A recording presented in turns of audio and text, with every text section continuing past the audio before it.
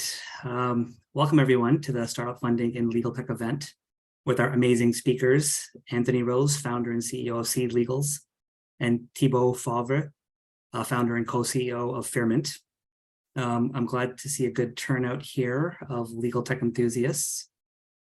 We'll give it a couple of minutes to allow people to join. In the meantime, I'll just quickly introduce myself and our team. I'm Amit Binot, a director of the legal tech chapter of the Founder Institute and a venture capitalist at Runway 6 Ventures and Loyal VC, which has made over 100 investments in Founder Institute graduates. I'm also a co-founder, a former founder myself, and former corporate lawyer. So I love hearing about new technologies that will solve so many of the pain points that I used to see during my time as a lawyer. I'm also joined by my colleague, Hilal Garchek, who's also a director from our Founder Institute chapter, and she'll be active in the chat. She'll be sharing all of our LinkedIn information, so please feel free to add us, and also feel free to share your information and even the city that you're joining from. Our other directors, Farad, Mesut, Andrea, and Andre are also in the chat. And we're based globally with myself in Toronto, Canada. So it's a great networking opportunity to connect with others who are in the startup and legal tech space. And so I think now might be a good time to begin. It's 3 after 12. So we have a great event lined up. As our speakers are not only founders of their own venture-backed startups, they also have startups that help other founders with fundraising. So they've seen it all, and don't be shy to ask any questions, which you can put in the Q&A tab at the bottom. And once our presentation is done, we will definitely reserve some time to answer those questions. And now I'll pass it off to our speakers to introduce themselves, maybe starting with Anthony. Hello, I'm Anthony. I'm founder and CEO at SeedLegals here in the UK. SeedLegals, about 1 in 3 of all first funding rounds in the country are done on our platform. It's a platform that instead of going to a law firm, you can go and you can create all the documents you want, you can hire people, you can do funding agreements and more. So our goal is to use legal technology and people, and we may get into the mix of technology and people to replace what people were doing in the past to give them a better solution. My background, I used to head up BBC iPlayer, which is the UK equivalent of Hulu. After I left the BBC, I built a startup, sold it, built another one, sold it, got tired of paying lawyers, invested in a few, built SeedLegals. So that's my background. And today I'm here to help go through fundraising, preparing a pitch deck, attracting investors, the do's and don'ts to help you get there faster. Thank you. Hello, everyone. Yeah. So my name is Thibaut. I'm a co-CEO and co-founder of a company called Fairmint. So what Fairmint does, it helps you share your success with your community. So basically using Fairmint, you can put an invest now button on your website so that anyone who comes across your service or product and loves your vision and what you're doing is able in a few clicks to invest directly in your company without taking any time from you, right? So you just like you wake up in the morning, I don't have my coffee anymore, but you take your coffee and you look at Slack and say, hey, like somebody invested like $10,000 in my company last night. So that's the kind of experience that Fairmint allows you to do. My background, so I'm a software engineer by trade. I created the first app store for PC. It was back in 2008. Sold it in 2014. Then moved to the US. As you can hear by my accent, I'm not a US native. I'm French. And then in the US, I had a brief. I actually was a VC for some time at some point, and with crypto and I got deep into crypto and then went back to creating a company, which is Fairmint. And what is Fairmint has to do with crypto is just because even though we don't advertise it, everything in the back end of Fairmint is crypto powered so that you can raise funds from your community on your own website. So I've been fundraising many times in my life. So yeah, I hope I can be helpful to you guys today. Thank you, Anthony and Thibaut. So before we jump into their presentation, and now that we're all well acquainted, I'm just going to talk a bit about Founder Institute and just give a quick presentation here. Share my screen.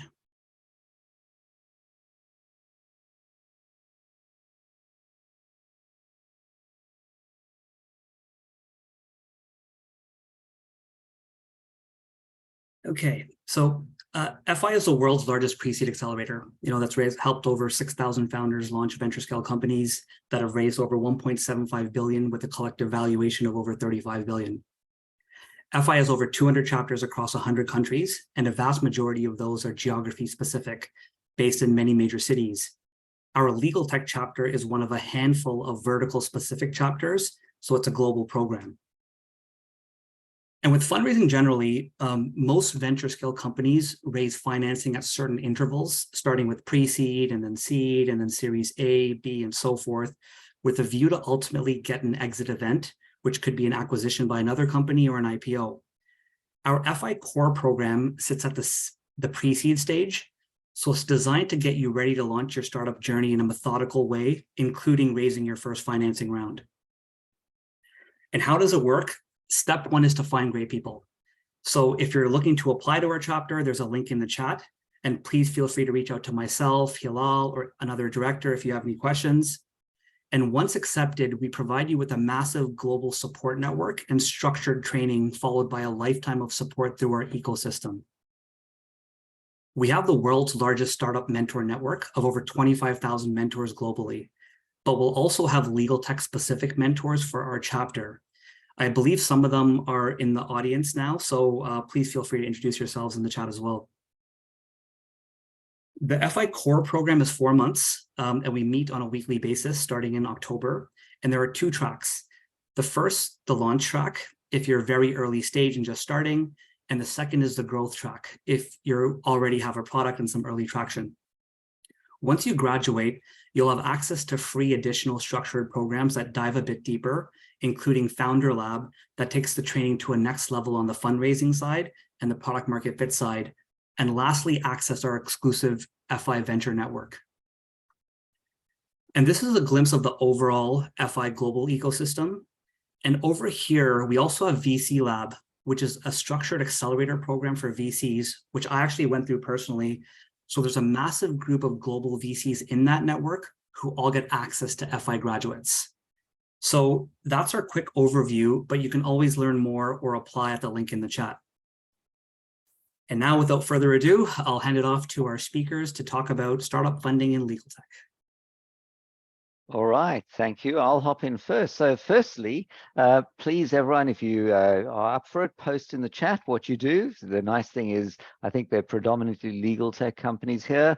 I was just looking up Mozilla in South Africa, so very cool. And actually, we're going to talk about startup, we're going to talk about fundraising, we're going to talk about where to reach out to investors. But I'm sure that Thibault and I both have a particular experience in the legal tech space. And one of the key things that I've, to kick this off, is that I'm not a lawyer by background. And I think that's a big advantage in the space, because I think what people are often looking for is just a solution. And a law firm will give you a pile of papers and documents, but often a solution is data to know what I want to fundraise, people helping on my pitch, reinventing the billable hour and so on. So there's it's a focus on a solution. And the second thing is, and that was prompted by looking at the Mozilla website, which is it's a solution for law firms. And I think one of the things to keep in mind is, are you selling to law firms or are you selling to consumers? And both Thibault and I are selling to businesses, as in consumers, not law firms. And why am I doing that? Well, firstly, it was our proposition. But one of the things I know that most legal tech companies in London, I know the founders, and many of them are ex-lawyers from law firms, and they want to build startups that kind of make law firms more efficient. The problem is law firms have got very slow decision-making times. And often 2 years in, I go, how are things going? They go, yes, I've got like 3 interested conversations, and I've got a few prototypes, and I've got some evaluation sessions. And I go, and do you have any revenue? You go, oh, no. So to me, I always like to focus, no matter what business it's on the fastest decision maker customer. So if, for example, with Thibault, I'm guessing someone comes to the Fairmint website in 15 minutes, they're convinced I want to give it a go. talking to a law firm, our next partner meeting is in January. We'd love to consider it, maybe for like the following year.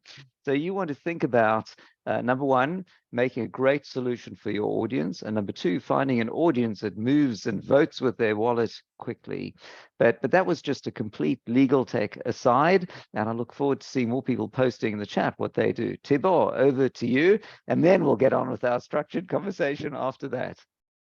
Yeah, sure. So I don't have any specific legal tech thing, except that legal tech has an advantage. It is kind of it's always on, right? Like there's no, like the market can do a lot of things, but lawyers and like all legal tech solutions, people need them whatever the market is, right? So you're less subject to like the influx and the ups and downs of the market. So that's on the positive side. I don't have much. I would not say much about like specific legal tech, except if you have questions. Otherwise, I'd start like on the fundraising journey, right? So one of the biggest and most difficult thing to do when you're fundraising is like when to fundraise. Okay, because it's always like I meet a lot of people say, okay, I want to fundraise, and the question is like always, is it a good moment to fundraise? Because fundraising is a full-time job. When you decide to fundraise, you cannot say, hey, you know what, I'm building my company, but I'd like to also fundraise on the side, and you do one meeting here, one meeting there. So maybe that's what Fairmint allows you to do, but I'll come back to that later, maybe. So when you fundraise, when you want to actively fundraise and not passively fundraise, you need to really stop what you're doing and say, okay, I'm going to fundraise, and I'm going to make this process as quick as possible, because like there's a lot of issues with founders who, yeah, I'm half fundraising, I'm not sure I'm fundraising. So you need to make your decision. Okay, I'm starting to fundraise starting like June, and my goal is to end my fundraising by mid-July. Like you have to have this thing, right? Like you need to be very precise. And then the question is like, when do you start? And so when do you start? For me, I always say there's like one great moment to fundraise when you're starting at the beginning is when you have a great vision. You don't yet have like a metrics revenue customers, like but you have a great vision and you have proof that you have a market, right? You have proof that there's enthusiasm somewhere, that like your target customer, like they're enthusiastic about what you want to do. Because here, this is a great moment to fundraise. Why? Because you're able to selling dreams, right? And that's the only moment. There's one moment in the life of your company where you'll be able to sell dreams. At least 100% of dreams is at this moment. You're starting, you have a great vision, you're very articulate in your vision, you show that you know your market, you've tested your market, people are excited about what you're about to do, is a good moment to fundraise, right? If you say, well, no, I go and I'll start building the product and I'll release the product, then people will judge you on the product, right? Investors will judge you on the product. So the very start, before you have a product, is a good moment, right? So the valuation is not going to be crazy high, but you'll be able to fundraise. So that's what we did with Fairmint. With Fairmint, basically, so we pivoted. So what I what I did at the beginning of Fairmint doesn't matter that much. It's not reflective of what we do now. But basically, I wrote a white paper, and it got some like huge traction in like the community I was in, and like people were excited about it. So before we started developing anything, then we say, okay, here's our vision. Here's what we want to do. Like we have this big fat vision. It's going to be awesome. And let's do it. And so we fundraised in 1 month, and in 1 month, so in the end, it took 1.5 months, but we fundraised 1.2 million in 1.5 months with zero product, right? Just vision. Obviously, if you're a serial entrepreneur, helps. So in my case, I don't want to say that I would have been able to do that the first time I fundraised.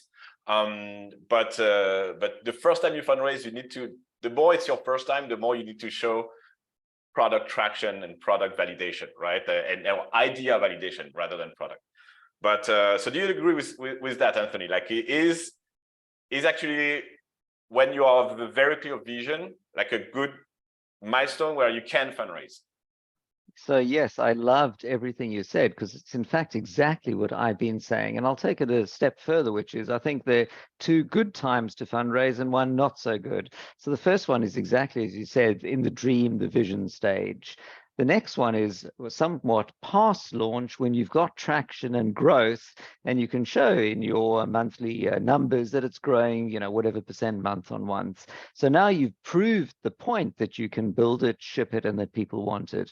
The less good is the valley of unhappiness in the between, which is where you just have launched it. And the problem is for you, maybe you're hugely excited, you've got 100 users. Imagine for an investor, the only thing they see is in TechCrunch, they see that Clubhouse has got 1 million users and Twitter's got 1 billion or whatever, and they go, how many users do you have? And you go, 100. And there's like, dude, it should be like, oh, are there some zeros you're missing on the end?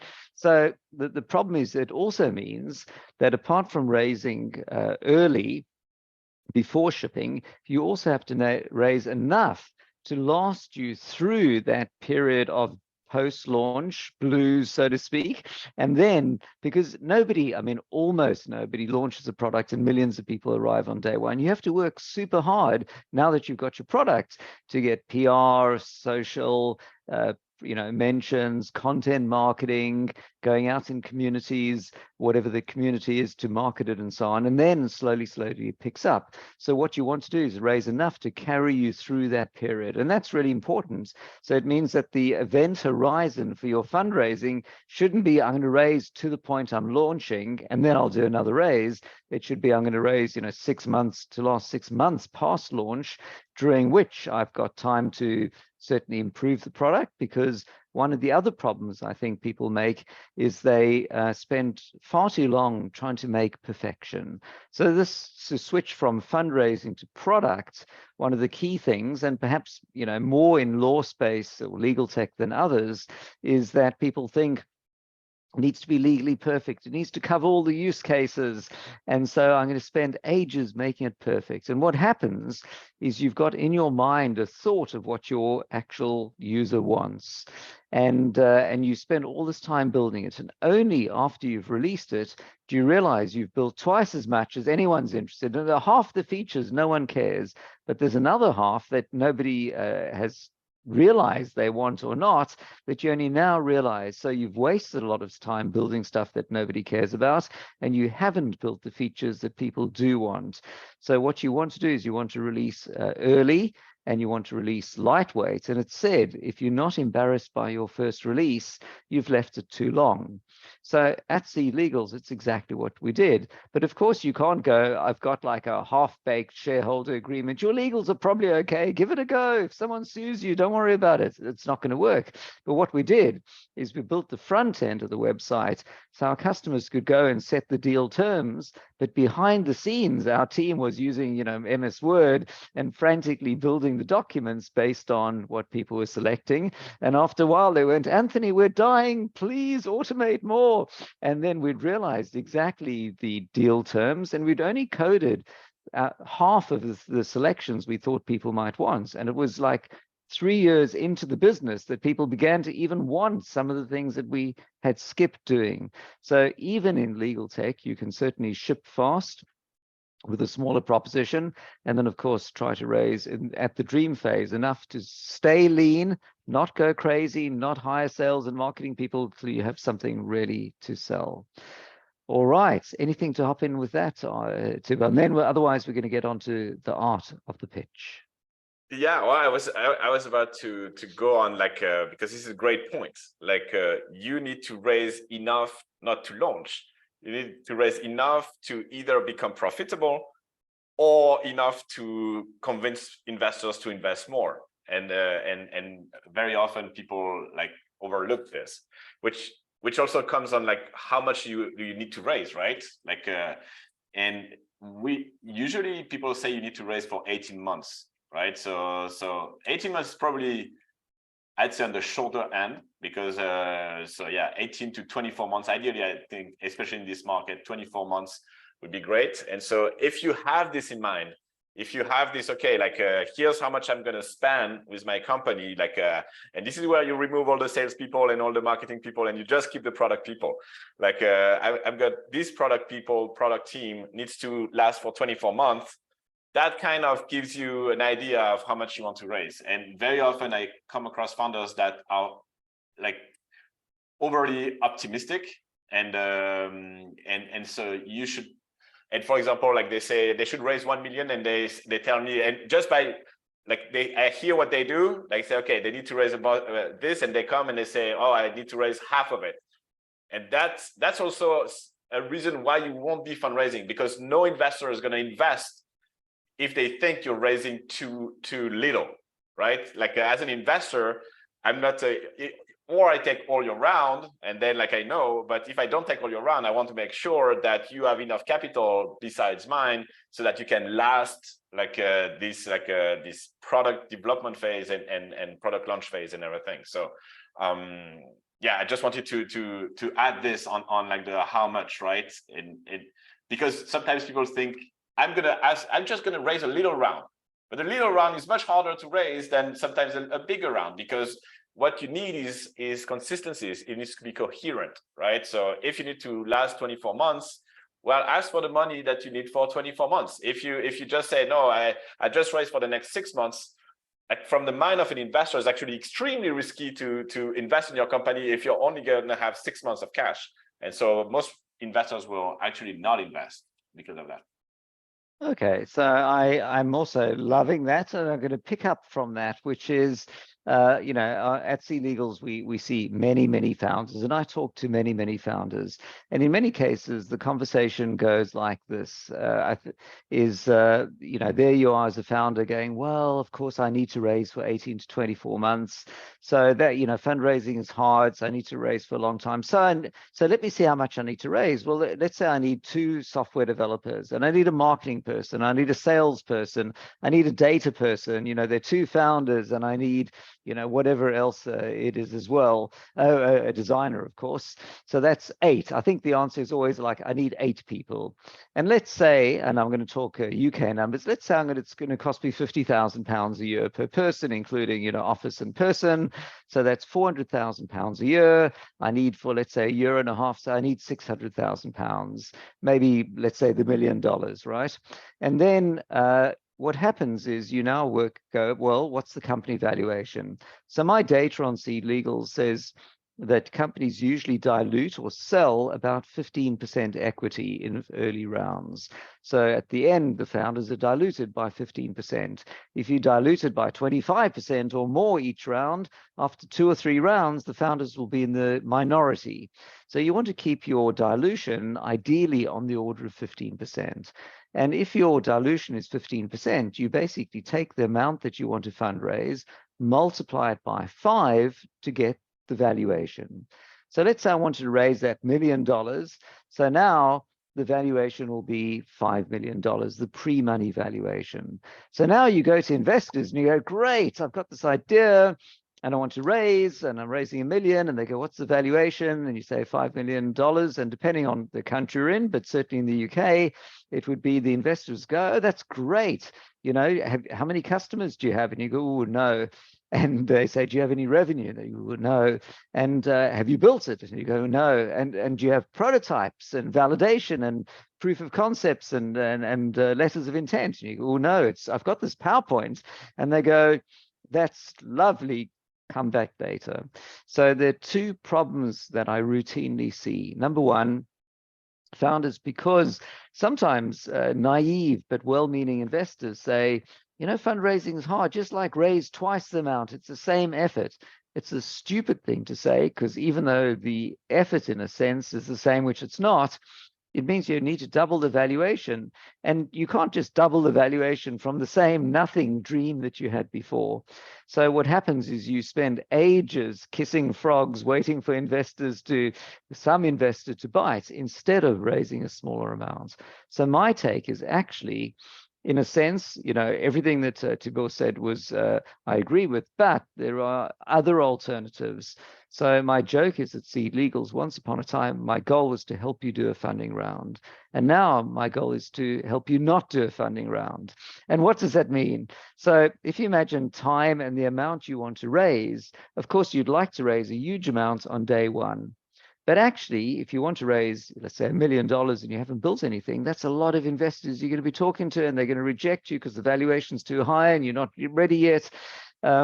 So you could spend ages trying to fund it yourself, which of course is great, because if it doesn't work out, you haven't taken investor money. But unless you can afford to fund it yourself, your growth rate is limited by the amount that you can put in yourself. So if you wanted to hire 2 developers and a marketing and a salesperson and you can't afford it, your business is now running slower. So what you want to do, in my view, is, yes, it's great to raise a big round instantly, but since realistically it's going to take a long time, you can raise in steps. And the way that the funding landscape has fundamentally changed is people are using safes in the US and seed fast. That's our market standard document in the UK, also known as an advanced subscription agreement. So people are raising ahead of a funding round. It's like bridge finance. And so you would hit up individual angel investors for 5,000, 10,000, 20,000, even 1,000. And you might raise from 10 or 20 people $10,000 each.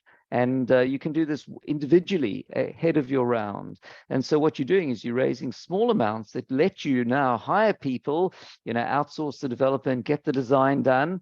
And now you are getting traction, you're building something while you work on your large round. And just before I hand over to Tibor, there are 2 really different patterns in the UK and in the US. So in the UK, the government's got these fantastic tax incentives for investors who can tax deduct a lot of their investment. But that leads to a pattern where people raise with these safes or seed fasts, and then they do a funding round a few months later, 6 months later. So they raise small amounts ahead of a round. In the US, the pattern's a bit different. People raise for years with safes and then do a monster round, hopefully years later. And part of that is because the legal fees are really high. So people just don't want to pay lawyers and start raising on the hopeful, I'm going to convert later. So Tibor, over to you to talk about raising with safes. And I think this is exactly then where Fairmint comes in, which is, don't go to VC because they're going to say, love what you're doing, come back later. Go off and raise from, lots of smaller individuals. Yes, and thank you for saying this, because indeed there's a huge difference between the US market and rest of the world. Like in the US, the concentration of investor is massive. So there's a lot of competition between investors. And so this is also why it's easier to raise when you have just a vision, when you have no metrics, no product at the beginning. It's just because every investor in the US is like, okay, are you going to be the next Google? Are you going to be the next? And so, and on top, US people are very optimistic by nature, I'd say, right? And so this is why, I totally agree with Anthony. What Anthony said is that in most markets, and I'm French, so I know the French market also, it's not the case. Nobody is actually competing to invest in your company, right? It's up to you to give all the data that they need to be convinced, right? And so that drives the valuations down, that drives a lot of things down, and that makes the fundraising process also harder. So I totally agree with this. And then when it comes to raising with small amounts, I could not agree more. And this is why we built Fairmint, right? So the idea behind Fairmint was to say, you know what, as an entrepreneur, you just want to build your product, right? You want to realize your vision. You want to build your product. You don't want to spend time fundraising because maybe you're not the best pitcher in the world. Maybe you're not the best fundraiser in the world. That's not your business. Your business is building your product, your customers. And so this is why using Fairmint, you can put this invest now button so that basically every time you talk to a customer, and that happened to us a lot, you talk to a customer, 5 minutes after, he comes on your website and invests and put $5K because he was enthusiastic about the product that you're doing. And so this type of and so Fairmint takes the safe and like really stretch it to the max by saying, using Fairmint, anybody who like you come across, every time you send a newsletter, every time you make an action, you communicate, people can react to that, and if they love what they see, they can come on your website and invest. And we have actually a customer that is like this. And so what they did is very smart. So he's a service provider for Airbnb hosts. And in his app, he put an invest now button in the admin panel, right? Like strategically placed. And every month, like from his customers, he's taking $20,000 to $30,000, right? And he's doing nothing. It's just like keep building his product. He's good. He's communicating well with his customers, and customers love it. And so he's able to actually extend his runway to exactly like to grow more and more to eventually be able to do a big round. And he's doing that with like customer money, not only on the customer side, but also by letting his customers actually invest frictionlessly in his company. So I'm obviously a big fan of this, because what you want to do at the beginning is extend your runway. You want to prove more and more and more. You want to build more and more and more. You never know when investors going to be like excited, because the market also plays in the investor's mind, right?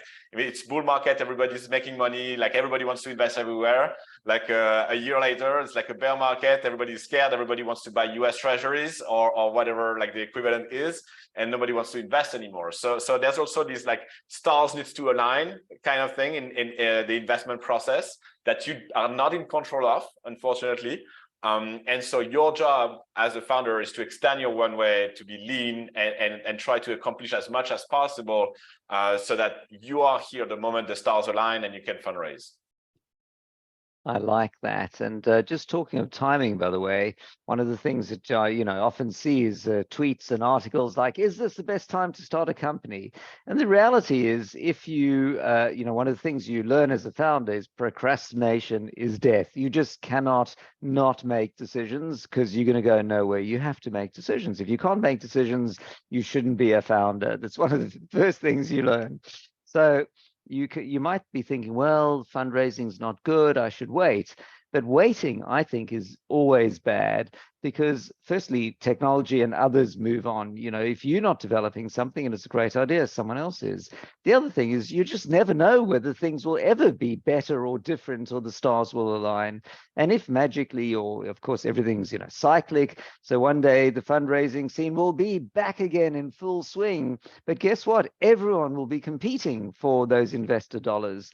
So rather than going, well, I should just wait for the good times to be back, that's not a good strategy. You should always, time is of the essence for all things. And I like to think with military precision, figure on what's the most important thing to grow your business, which is focusing on building a product that consumers love and are going to want to buy. And everything else is noise to get you to that point. So when it comes to, should I start my business now? Well, if you don't, guess what? Somebody else is going to be busy on it, and when you wake up and get to it, you'll have less of a market. But what you want to do is you want to adapt your strategy. So in good times, you might go, great, I'm going to raise several $1 million, but now valuations are down. That's not the best strategy. I mean, you should certainly try it and use data to see, but instead you want to adjust your strategy. As we see on SeedLegals, many companies go, I'm not doing my Series A or my seed round. Instead, I'm going to raise with seed fasts or safes ahead of the round. And when valuations are back up again, then I'll do the bigger round. So anyway, that is on the timing. Let's now go to the art of the pitch. So I see on SeedLegals also many pitches. And one of the problems is, if you go to any pitch events and you're standing and there's a crowd, someone's on stage pitching, one of the problems I have is at the end of somebody's 3 or 5 minute pitch, I think, I have no idea what they're actually doing, which is like seriously bad. So here's in a few minutes, and then I'll hand over to Thibault for my thoughts on the art of the pitch.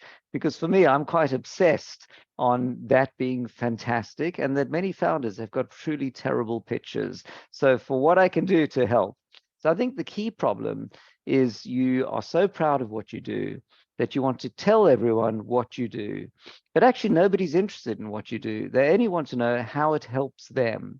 So let's say that you're a legal tech company. Let's take SeedLegals. Actually, when we started SeedLegals, the first version of my website says, you know, we do contract automation and document creation and, you know, legal tech automation. And I was very proud because that's what we did. And then one day I woke up and I thought, you know what, 0 people wake up every day and go, guess what? I want document automation. It just doesn't exist. But what people do get up and go, I need to close my funding round. I need investment. I need to hire somebody. So I totally redid our website to get rid of basically every mention of what we do. I think there's only the word legal in one place, you know, which is SeedLegals. And instead it says the fastest way to close your funding round. Here's how to hire people. Here's how to do this. So imagine your pitch deck. Your pitch deck, I think, should be like a Hollywood drama. And the drama starts with an exposition, you know, getting into the lives of the characters, making it interesting. Then there's the main body. And at the end, you want the person to come back for the next episode, because no one's going to get your pitch deck and go, oh, that's awesome. Here's $50,000. What you want is you want the pitch deck to get a meeting with you, to get a call with you so that you can pitch the rest. So the Hollywood drama for me of a pitch deck is, number one, what's the big problem we're solving? You know, raising money or something is insane. We're here to change that, whatever it might be.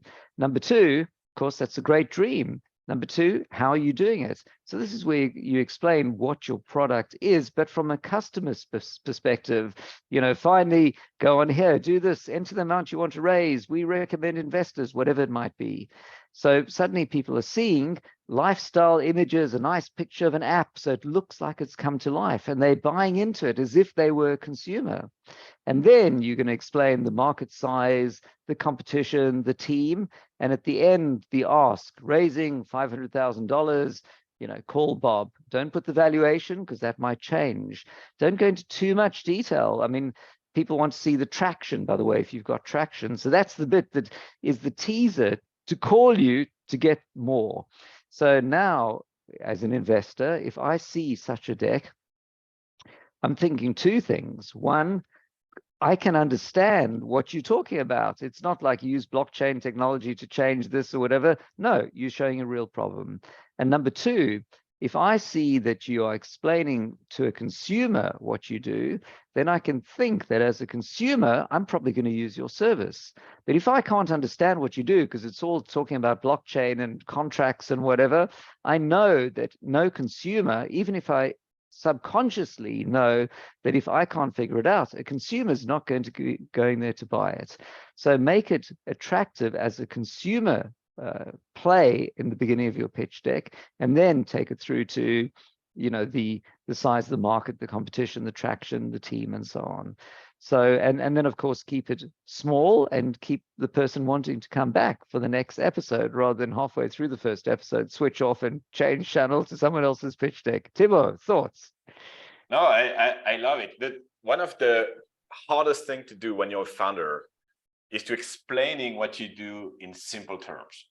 That's the hardest thing. And the more you go, and like we're 4 years in with Fairmint, like and every day I wake up, I'm like, how can I explain what we do in simpler terms? And that is, and this is why I totally agree. When I see a deck when there's like lots of words, lots of text and things like this, I already know that the founders don't really know what they do. So they're trying to put it all. They're trying to put it all. I said like, oh, the reader is going to read and he's going to understand because I understood it, so he's going to understand. But this is recipe for failure. The less words you have in your pitch deck, the better, because the more it means that you distilled to the essence of like the message, right? To what do you want the reader, like the investor, to get from what you're telling him, right? And so I love like what you said, Anthony, and I'd actually have a book recommendation, it's a Building a Story Brand. Building a Story Brand is a book about exactly this. You position yourself as the guide. You're not the main actor here. Like your customer has a problem and here's what it makes his life miserable. And you arrive as a guide to guide him through his transformation to finally like have him like achieve his dreams, right? But like building a story brand is a good framework.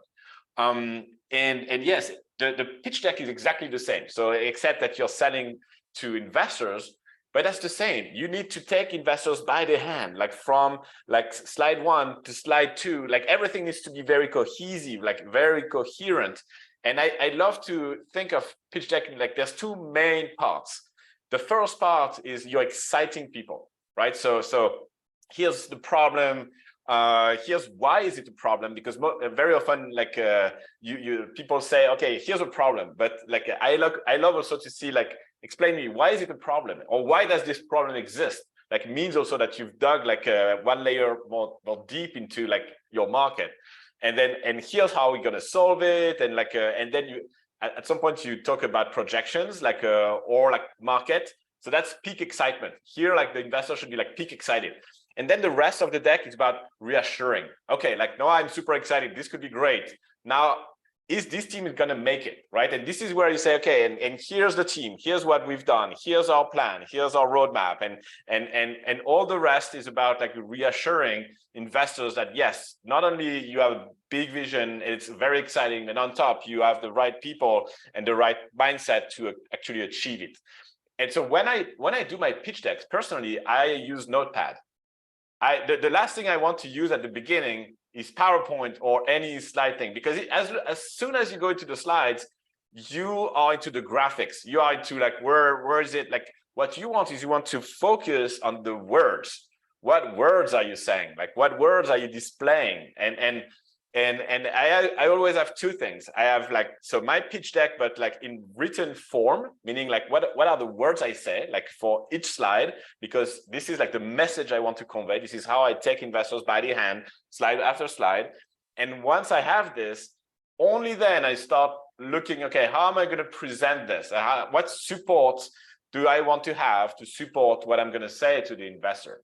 So yeah, Notepad usually is like with like 3 lines per slide, title, like main idea, conclusion that goes to the next slide, and so that's how I personally do my pitch decks.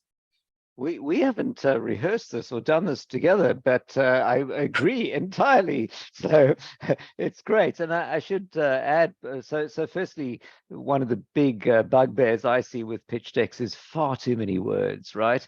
Exactly. It's all about big, bold. Each slide's got one key theme in a friendly English style. You know, don't say the problem we solve. You can explain the problem itself. You know, don't have a slide saying traction. You can say, you know, we're growing month on month or something like that to get the reader delighted and involved. And I think, by the way, it's not just about the slide deck, because your website homepage is also, and if you look at the most, you know, popular website homepages, they've generally got a theme to them, which is, you know, the tagline about the problem that's being solved. Then there's about the product and how, you know, the details of how they solve it, so you can see something tangible and there's enough information to know how to use it. At the top, there's usually a sign up button and maybe book a demo button if it's a B2B SaaS kind of thing. The product, then there's some testimonials. It's exactly as Tibor said, the proof points, you know, other people's logos. Sometimes these are, you know, everyone knows they might be a bit made up. You put all sorts of logos on, don't just make stuff up, because people might ask you. And then at the bottom, there's another sign up or book a demo button, and then the footer, and, you know, yeah, and so on. So people are getting taken through the structured thing to buy into it. All right, now, any questions, please put them in the chat. I would love your questions. And now I think the next part from me is going to be, you know, fundraising for legal tech being any different to general fundraising. So I think, do you want to start there, Tibor, and then I'll go next? Honestly, besides the type of investor that you're going to focus, and that's also very important, right? Like investors are specialized. Like there's very few, like the ones who are not specialized are super big, and probably they are not the ones that you don't want to go see immediately. But yeah, like in legal tech, there's I don't know abroad, but in the US, there's like a legal tech community. There's legal tech investors that are really specialized in the field. So they're probably the ones that you want to go see first. But I don't have like very specific, besides this, choose who you go pitch. I don't have a specific recommendation. And maybe on this, and choose who you go pitch. when you fundraise, when you start your fundraising, because you're going to pitch a lot of people, don't start pitching the ones that you really want to as an investor first, because your pitch at the beginning, I'm going to spoil it to you, is going to suck like hell. Like it's going to be bad.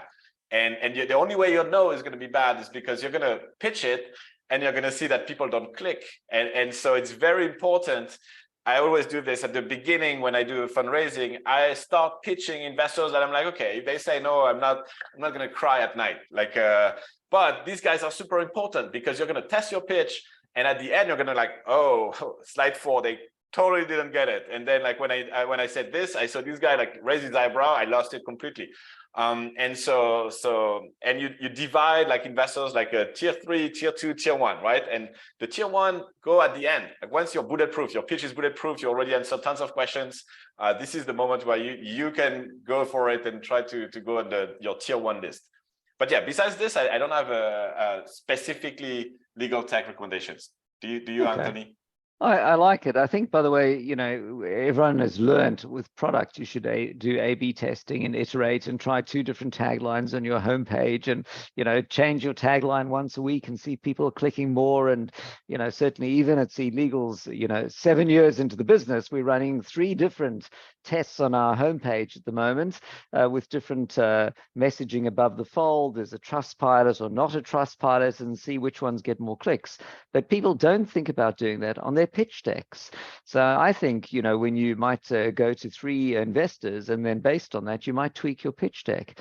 I think there's a tremendous amount of feedback you get from just the eyes and the look of the person as you're talking to them. So here I can't see anyone else's video on the call, but when you're talking to someone, you can usually see head movement and so on. And I can tell if I'm pitching somebody and their eyes are glazing over. They don't need to say a word. I can even see as I'm reading the first screen or something, like, shit, I've bet really wrong here. There's like far too many words and nobody knows what's going on. So, just go in immediately, change it for the next investor. But coming back to the specifics of legal tech, I think the first, and going right back to the beginning, it's important to identify, are you selling to the mass market consumers, or are you selling to law firms? And I think everything goes from there. So of course, legal tech is enormously wide. I mean, everything from, death and wills to property. Now there's going to be a whole lot more AI things. There's, extracting information from documents, there's fundraising and more. So if you're at the far consumer end, like, do not pay in the US, for example, then you might be not even calling yourself legal tech. It's just a consumer, BDC application or a B2B application. So you might even not go into I'm legal tech at all. At SeedLegals, I joke that we're only legal tech if you're, entering a competition, and there's less competition in that than fintech. Otherwise, I'm fintech. So, you don't have to play to legal tech. The next thing is, if you are selling to lawyers, then I think astute investors will know that your sales cycle might be very long into that market. And they may even see you not as the solution, but as the competition. So they may adjust their strategy. They may not be interested in people with really long sales cycles, or it'll be a smaller set. So, and then I think lastly, people might not quite understand what legal tech exactly is. So maybe you'd want to downplay the whole legal tech thing completely. And only if somebody says, by the way, what sector are you in? And then you go, well, if we're entering a competition, we'll put it as legal tech. Otherwise, it's fintech. But then otherwise, don't talk about the sector at all, is thought. So I think we're getting close to out of time. So Amit, anything that your side? Yeah, thank you for that. That was super insightful, right? A lot of good takeaways there. We do have a question from the chat. It was from Sego Posto, and he asked about the key points that investors looking at pitch deck, which I think you answered, very beautifully, and it's consistent with a lot of the things that I also look at, as a VC. We also had some questions beforehand, so maybe I'll pick one of those. Here's a good one. So based on your experience, what was the biggest pain point or startup disaster story that you went through? in launching your startup, and how did you overcome that? If any. Do you want to go first, Thibaut? Oh yeah, I have the worst disastrous startup experience ever. So I don't even mention it, like, so I'm a software engineer by trade, and then after that I did a master in financial engineering, and then my first job was a salesperson, right? And I was like, okay, I've covered it all. I'm a tech guy, I know finance, I know sales. Like, I'm gonna kill it. I'm gonna create my company. I'm gonna kill it. Like, the world is not ready for me. And so my first company crashed even before we were able to launch a product. And that was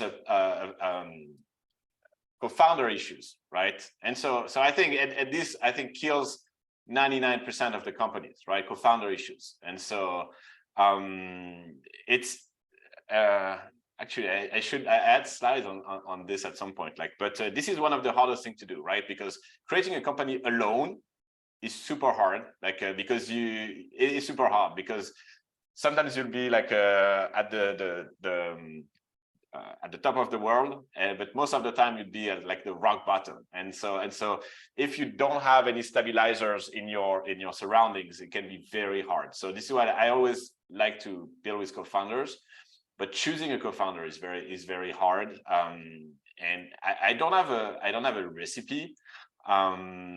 But yeah, I think like the biggest disaster is the wrong co-founder. Like, you cannot do bigger disaster than having wrong co-founders. It's a great point, and one of the things I see at SeedLegals is that maybe like 10% of the time the founder fallouts, maybe they're more, I just don't see them. But my take is that you need 3 personality roles to have a great company. Number one is the domain expert, sort of the street hustler, the person whose idea and vision it is, and can connect with the audience. And have market adoption, but they often don't know how to build things themselves. So the second role, which usually aligns with a CTO or product person, is the person who can help deliver it.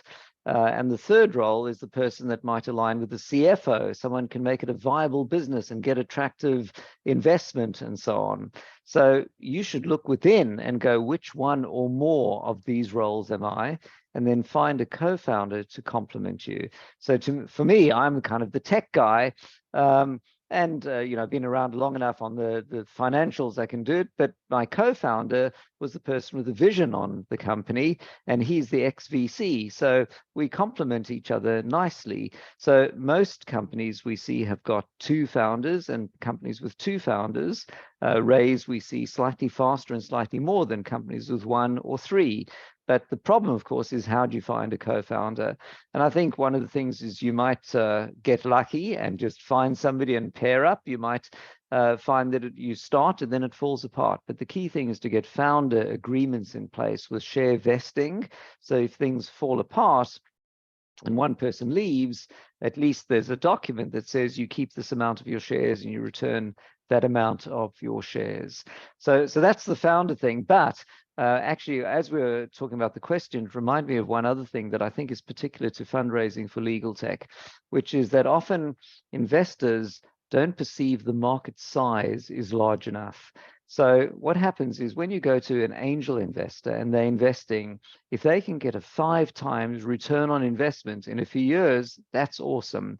So if you're raising at a 5 million valuation and you sell your business at a 25 million valuation for 25 million, for you, that's great. You're getting, 10 million or something return. That's awesome.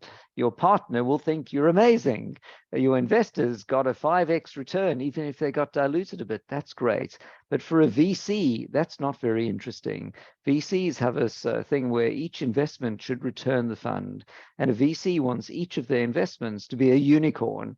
So if you've got a legal tech startup and you can see you're going to sell to law firms and you can see that it's going to grow into a $10 or $20 million a year business, for you, that's an amazing business. But it may well be the case for an investor that they go, love what you're doing, but it's a hobby business. This means it gets to profitability and doesn't become that unicorn. So you need to be comfortable either just don't go and see those VCs that want that and go to angel investors, or you have to upsell it in terms of, you know, that you focused on this business right now, but your pitch deck is going to show a much larger opportunity that you shouldn't deviate and spend time on.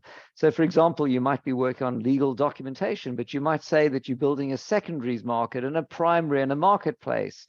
You're not actually working on that today. You're not lying to investors, but you're showing them the bigger upside. So when they go, "Ooh, it's a limited market," you take away that point of feedback, and you help them see that you've got that. But again, what you don't want to do is start building the 27 different things before you've built just one thing and shipped it. And I can see some head nodding there. So, all right, great.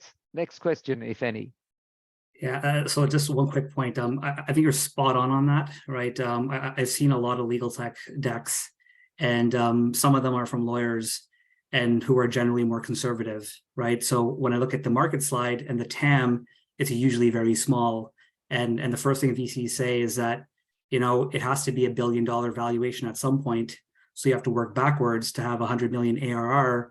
And sometimes, you know, professionals or lawyers are uncomfortable, right? You know, balancing that line of, you know, misrepresenting or overselling, right? But what I usually tell them is try to think big, right? If everything happened, you know, in a perfect state, exactly how you wanted it to be, you know, with the grand vision, can this be $1 billion company? And then a lot of times the view changes, and it's like, yeah, actually, you know what? If I go to this jurisdiction, I do this.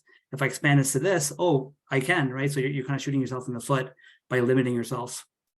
Exactly. So great insights. I think we have time for one more question, a couple minutes here. What you guys are both serial founders, right? So what made you guys start SeedLegals and Fairmint? I guess I'll go first. I think, you know, you'd like to think that everything in your life is scientifically arranged and structured and strategically planned. The reality is life is a series of opportunistic and luck events.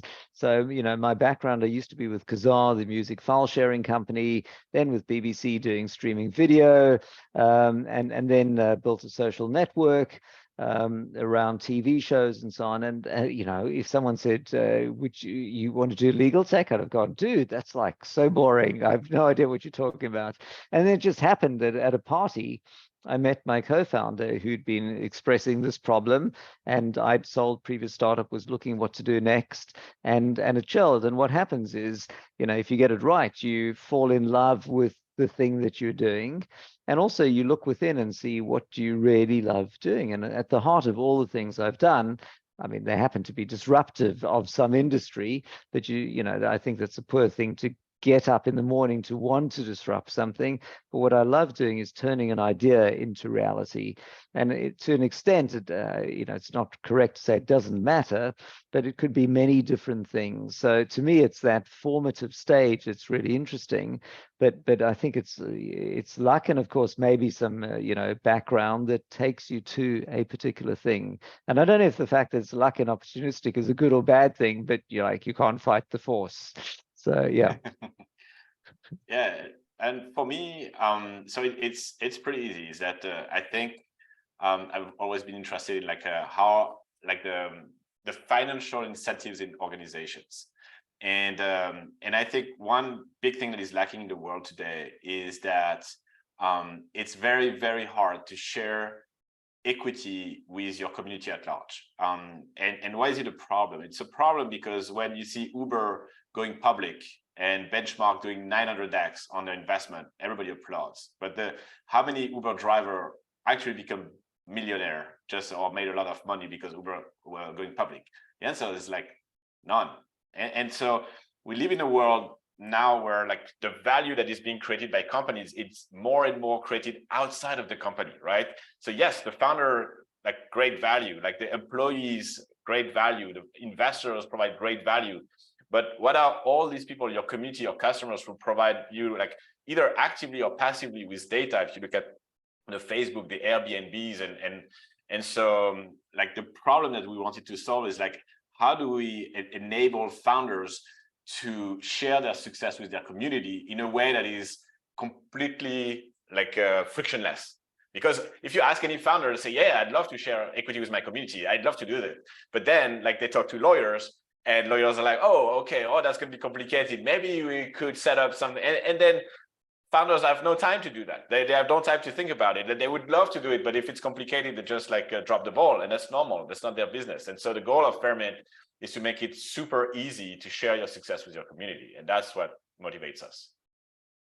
Very cool. I like that mission. And, you know, I think in a sense, we have a different view, which is, you know, if you go to a lawyer, they'll tell you 12 reasons you can't do something rather than one reason that you should, and here's why to do it, and here's how to do it. And that's what we're looking to change. And maybe that's what everyone on the call is, in a sense, looking to change. So, all right.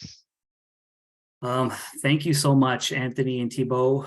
That was such a good presentation. Hopefully everyone got a lot of value out of this. Thank you, audience, for attending. If you're interested to learn more about our program, please check out the link in the chat. We also have an event on July 18th. So please, you know, welcome back anytime. And thanks, everyone, and hope you have a good week. Thank you, and look forward to connecting on LinkedIn. You've got the details, Anthony Rose on LinkedIn. If I can help with anything, I will be delighted to give it a go. Yeah, amazing. I just wrote my name because my name is hard. So if you want to find me on LinkedIn, like unless I write my name, you won't find me. All right, all right, guys. All right, bye. Thanks all. Bye. Take care, everyone. Bye-bye.